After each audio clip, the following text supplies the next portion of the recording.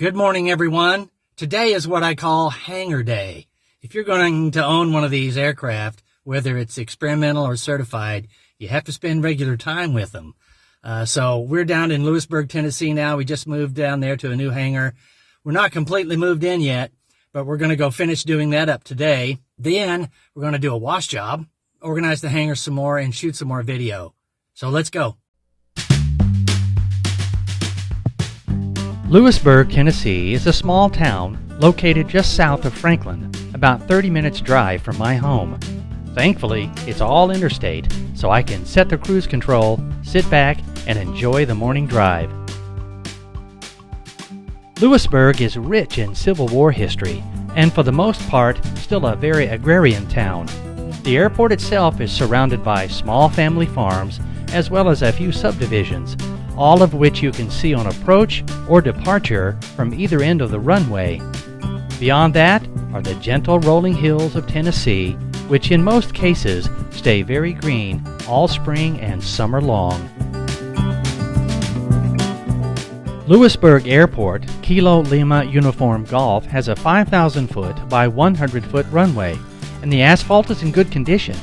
The edge lighting is great for nighttime takeoffs and landings, and there are two hour-nav approaches, one for each end of the runway. That makes it great for those of us who enjoy those light IFR approaches. Moving from Smyrna Airport a few miles up the road was a nice transition. The new hangar is large, clean, and dry, and has power in it. Now I just need to figure out what to do with my gasoline generator. And here we are.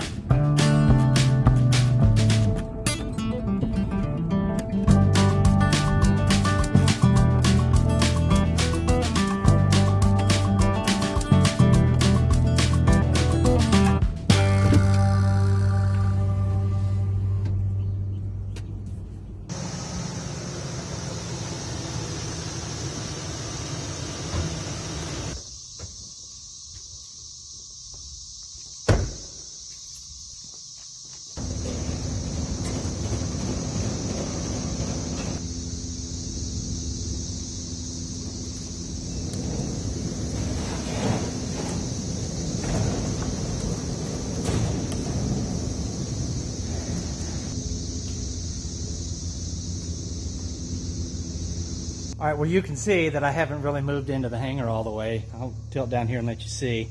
Yeah. So let's see if we can get this thing organized.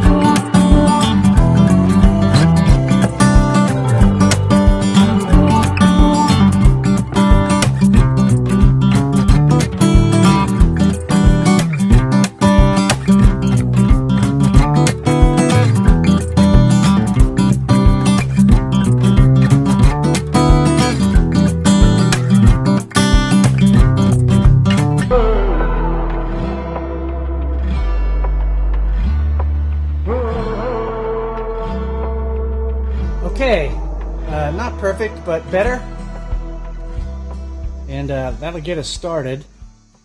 I've got everything over in the corner there now, and the less used items are back over here on the other side of the wing. So I think we're ready now to change clothes and head to the wash area.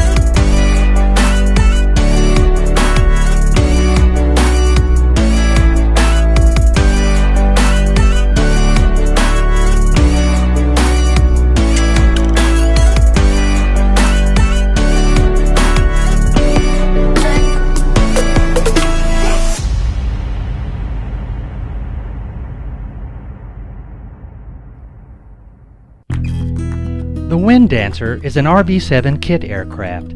The kits are manufactured by Vans Aircraft in Aurora, Oregon. After several months of workshop prep and computer-based project modeling, I started the build in the summer of 2006 and completed on schedule in just over 2 years. After a successful DAR inspection, we did our first flight in September of 2008. She has a lean forward profile and lives up to her designer's goal of total performance.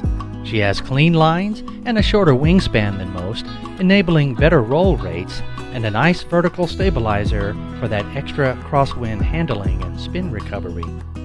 Up front is a Hartzell blended airfoil constant speed prop that I had rebuilt just a few months ago.